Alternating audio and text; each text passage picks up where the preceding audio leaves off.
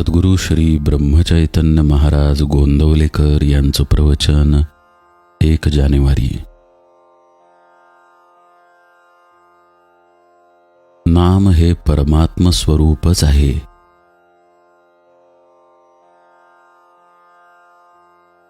नाम म्हणजे भगवंताचे नाव। साधन या दृष्टीने देवाच्या निरनिराळ्या नावात फरक नाही। नाम हा जीव आणि शिव यांच्यामधला दुवा आहे। नाम हे साधनही आहे आणि साध्यही आहे। नाम सगुण आहे आणि निर्गुणही आहे।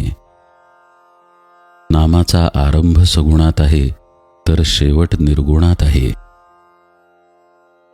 आरंभ सगुणात आहे असे म्हणण्याचे कारण हे की भगवंत मुळात जो निर्गुण निराकार आहे तो जेव्हा सगुणात आला तेव्हाच त्याला नाम रूप लागले, आणि सगुण रूप नाहीसे झाले तरी नाम शिल्लकच राहिले, म्हणून ते निर्गुणही आहे।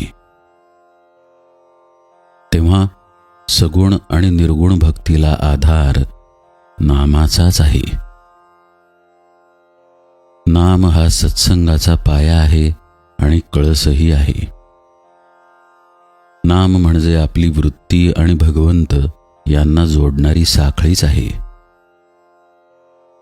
लग्न झाल्यावर स्त्री जशी नवऱ्याशी एकरूप होऊन जाते त्याप्रमाणे वृत्तीचे नामाशी लग्न होऊन ती नामरूप बनली पाहिजे।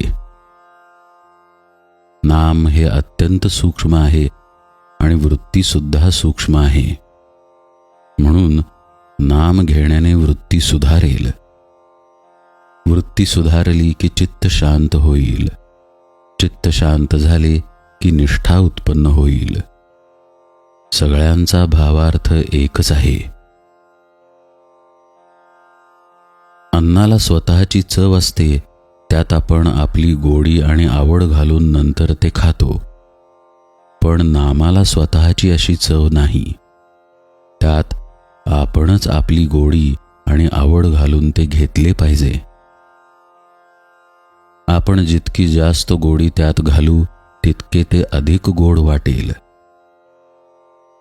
पंढरपूरला जायला पुष्कळ रस्ते आहेत, परंतु सर्वांना शेवटी बारीतून जाऊनच दर्शन घ्यावे लागते। त्याप्रमाणे इतर साधने जरी केली तरी नाम साधन केल्यावरच आत्मस्वरूपाची प्राप्ती होते।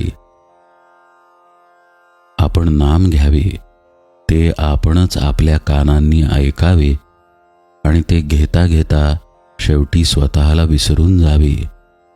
हाच नामसाधनेतला आनंदाचा मार्ग आहे।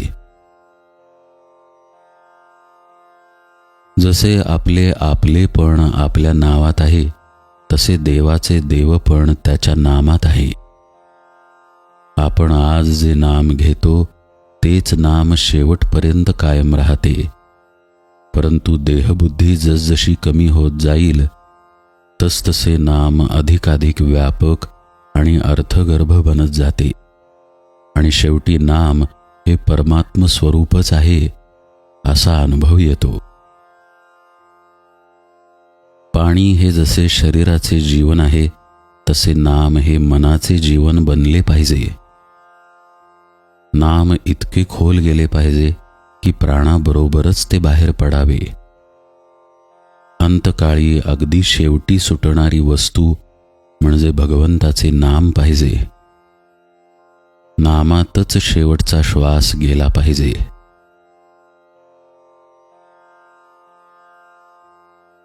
नामात एका आनंदाशिवाय दुसरे काही नाही।